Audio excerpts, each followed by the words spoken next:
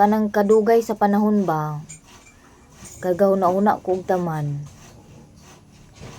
Ang ako magulang dili gini abusado nga tawo.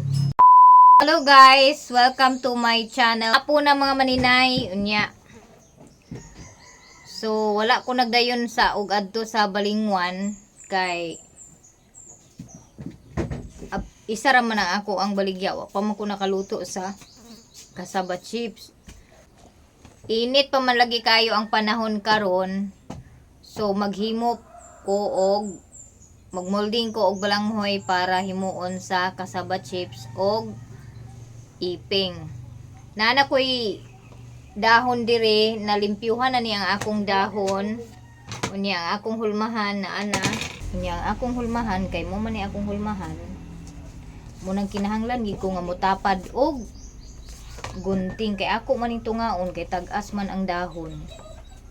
Ako ni siyang tungaon para dili sayang ang dahon. Kaya ang akong hulmahan kaningin ani kignan ako G-Lord isa kadangaw gid ang iyahang pag gisi sa dahon para dili masayang. Magbanat ko og himo sa magtigom og crackers kay sunod mga pila na lang kabuwan basin unya og mag ulan-ulan na ba, season na ba, rainy season, hapit na ba ang rainy season pod. Mao na nga mutigom ko kuan niya na stop man ko lagi og kuan bilin sa mga suki nako sa ako ang kasaba chips. Magbalik na pug ko tungod lagi dadtong panghitabo nga nagbilin ko og chips unya hantod na lang karon mga maninay wagin taon diha halin akong nakuha mo nang na usapod nga nahiob sa nako nga di ko ganahan magbilin og akong baligya nga chips. Munay usagid nga hinungdan pod nganong dili ko ga bilin og kasaba chips na. Pero akong panid-an karon ang ako na lang i-prioritize ani og mag kasaba chips kog balik coated. Pero og naay mag-request og kuan, mag-request og laing flavor, pwede ra pod kaayo.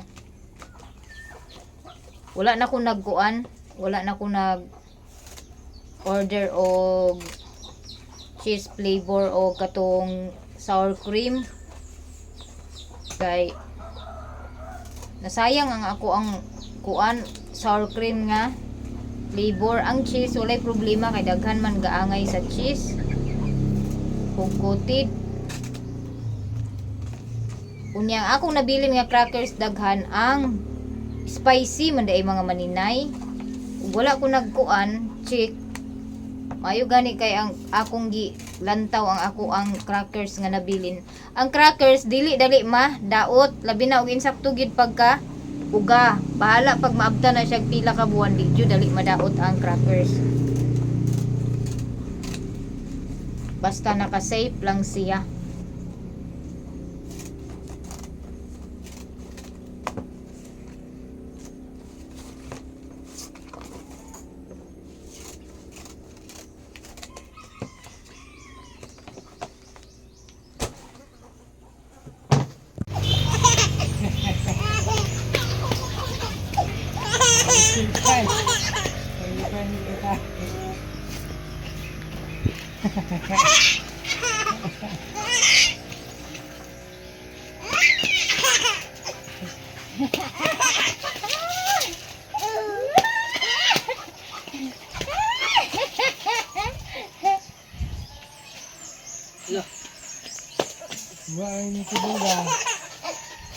Nagraway na.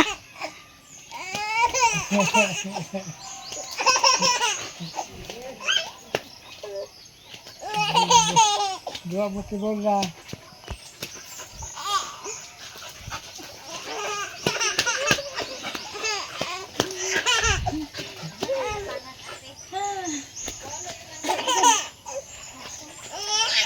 Miga mi bebe. Alibol, alibol. Miga mo. May buntag mga maninay na ako dire karon sa saan. May dami importanteng toyo.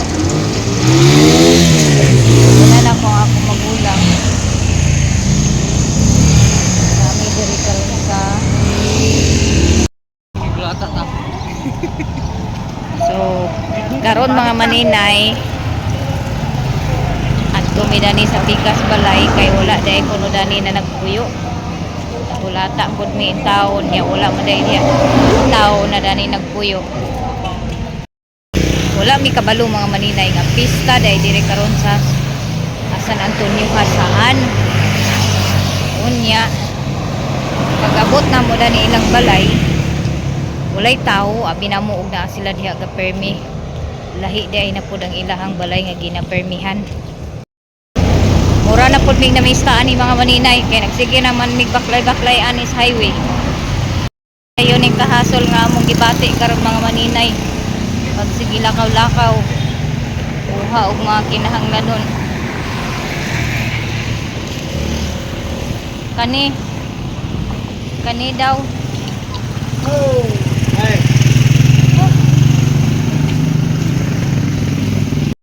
Mayo gani kay medyo sad nga bisag gamay akong tingog, ando na dunggan mga maninay. Nagplit, humanamig kaon. Akong gihurot kay sayang kayo. Nya magbuwag-buwag na kami sama sa tae sa kanding karon kay naa naman mi sa balingwan. Ako ihatod na ko na akong ipon kay akong ipaayo dito sa ilan ni Ponso kay. Oh. Oh, ako. Naanan ako. Kay Ano sa meme?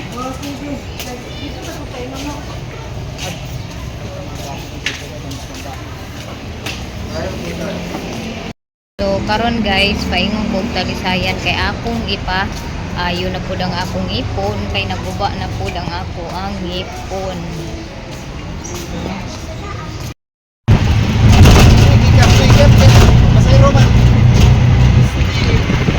Si Dede may kusa guys. Wala ka nag-upload? Eh? Si Dede ang nag-drive. Paingon ko dito sa naghimo sa ipon ako, pustiso. Kay ako paayo ang akong ipon kay isa pa ka bulan to agikan pagpataod na akong mga maninay nagsugi na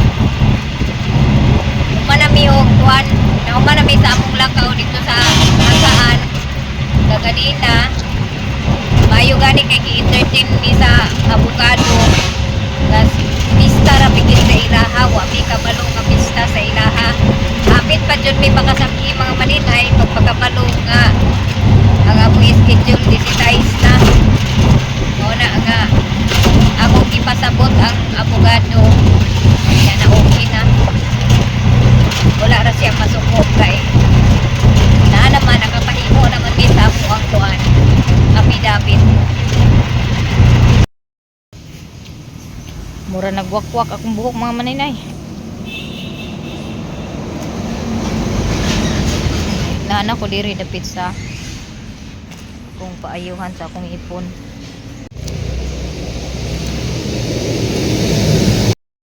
Nahuman ako og sukod sa ngipon unya padugangan ako og isa mga maninay kay ang pagpahimo nako niagi kulangan og isa ka ngipon.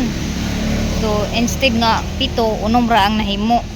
Munang nagpa-additional ko og isa ka ngipon unya basin sunod adlaw makuha na to nako. So pauli na po dahin ko karon kay naapa ko'y moldingonon dito nga balanghoy wala mahuman kagabi kay alas 12 na wa pa ko nahuman og molding mao nang giundangan na lang nako kay dili mapas gyud kagabi. So ayan mga maninay, so ngayon ay kahapon naggawa ako ng keeping and medyo tuyo na rin po yung aking ginawa kahapon. Tapos, ito na po yung aking nagawang keeping. O, ayan. Marami na akong stock para sa keeping. At hindi lang yan mga maninay. Dahil meron pa tayo dito ng eco bag. Ito yung ginawa ko kahapon. Punti lang siya. Tapos, ito yung nakaraan. Ito yung pinakauna at pangalawa kong gawa. Kaya marami na po tayong stock.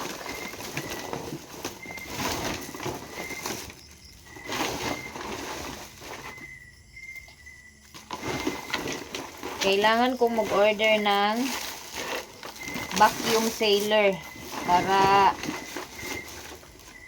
mag-try po ako pag-stock ng keeping na maka-vacuum sealed ba kung ilang araw siya masisira. Para yung mga nasa malayo ay pwede po maka-order, baka magtagal po ng 2 weeks yung ma-vacuum ba na vacuum sealed na keeping, edi mas maganda para maka-order din po yung mga nasa malayo. Napaayos ko na po yung nadala ko na po doon sa pinapagawaan ko ng ngipin, yung nabali ko na ng ngipin. Ano kaya yung mas maganda na ipagawa ng ngipin para hindi lagi maputol, mabali? Siguro steel maganda siguro, no? Magpagawa ng ngipin na steel para ba hindi na talaga mabali. So pinadagdagan ko ng isang ngipin kasi nung nagpagawa ako, 7 pala yung ngipin na nasa taas na bawas. So yung nagawa is 6. Pinadagdagan ko ng isa para makumpleto talaga yung ipin dito sa taas. Tapos yung dito sa baba, ayaw ko magpagawa doon sa pinapagawaan ko ng ngipin kasi nung nakaraan nagpagawa ako, hindi ko rin nagamit mga maninay. Kaya hindi na ako magpagawa dito sa baba. Mas maganda kasi pag merong ngipin dito sa baba para hindi ba ganun yung mukha ko. Kasi sobrang payat ko pag wala akong ngipin dito sa baba at sa taas. Kaya next time na naman yung dito sa baba, kasi itong sa baba parang 5 piraso yung dito sa baba. So, tig 500. So, kailangan ko ng 2.5 pag magpagawa ako dito sa baba. So, next time na pagka nagkaluwag-luwag na si Maninay. So, ayun, natapos na rin yung lakad namin kanina ng mga dokumento na kailangan. Tapos, medyo natagalan kami doon sa hasaan dahil ay wala pala sila doon sa isang bahay. 2 pala yung bahay ng pinuntahan namin. So, nasa kabilang bahay pala sila. Pumunta kami sa kabilang bahay. Hindi naman kami tumagal doon. Mabilis lang kami doon. Kaya, mga 12 na kami dumating sa Balingwan. Pagkatapos namin magtanghalian, nagdiretso na rin ako sa dentist. Yung sobra ng ginawa kong mga maninay, ginawa kong iping kahapon. Meron akong natira na ginaling na balanghoy. So, ang ginawa ko, sinabihan ko si G-Lord na lutuin na lang para hindi masayang. Kasi pagod ako sa lakad namin kanina. So, I hope na magiging okay ang lahat. And apply na ako nagpasa na ako ng passport ko doon sa agency na ina-applyan ko pa Hong Kong. Kaso lang talagang ayaw pa talaga siguro ni Lord na ako'y magbalik sa overseas kasi may mga importante po kaming mga dapat gawin. Sinamahan ko muna yung kapatid ko para matapos na yung problema niya. Naka-schedule na ko mga maninay og medical karong pitsa 15. So lagi kay naamay mga panghitabo nga wala na mo gi-expect nga problema. Ang agency nga akong gi-applyan, nag-send na ko og kay Cebu raman siya mga maninay, nag-send lang ko og passport nako unya biodata. Pagkahuman, ipasend dayon half body nga picture, dayon video nga mag-introduce ko sa ako ang kaugalingon. So, tungod sa panghitabo lagi, ako sanggi stop ang ako ang pagpasa. Wala sa ako nagpasa, akong gichat ang agency na nakaistorya na ako nga agent nga dili sa ako magpasa sa ako ang kuan. Next na ako magpasa kay importante jud kayo ang mga lakaw namo sa ako ang magulang. Nakabalo jud ko mga maninay nga kung unsa man karon ang niabot sa pagsuway sa ako magulang, pagsuway ra gini problema, pagsuway ra gini siya mga maninay sa ilaha nga kung asa sila kutob or unsa sila kalig-on nga atubangon nila ang problema. Dili man pwede nga akong mama ug akong papa mo akong ipauban kay tigulang naman sila nya. Mauna nga ako mo'y gauban sa lakaw sa akong magulang gikan sa primero hangtod karon ug hangtod pa sa uban pang mga adlaw nga need namo nga naay i-process. Mauna nga kani bitaw ako magulang mga maninay, grabe kay mi kaawayon danis gamay pa. Pero sa pagpakabalo nako nga ingon naa siya problema nga giatubang, nakahila ko kay ako nasayod gi ko sa tanan nga unsay kuan sa akong magulang. Nakaingon ko ba ngano ka nga ingon ani man nga nakapangutana pud ko sa akong kaugalingon nganong gitagaan siya ingon ani nga problema. Pero nakaingon pud ko nga pagsuway raning tanan, makaya ranin ninyo. Busa ayaw mo padala sa kung unsa man ni karon ang inyong giatubang, dili gid karon ang panahon para magsige mo og away. Dapat magkahiusa mo, magampo mo. Dako kayo nag-enfact sa amo ang pamilya.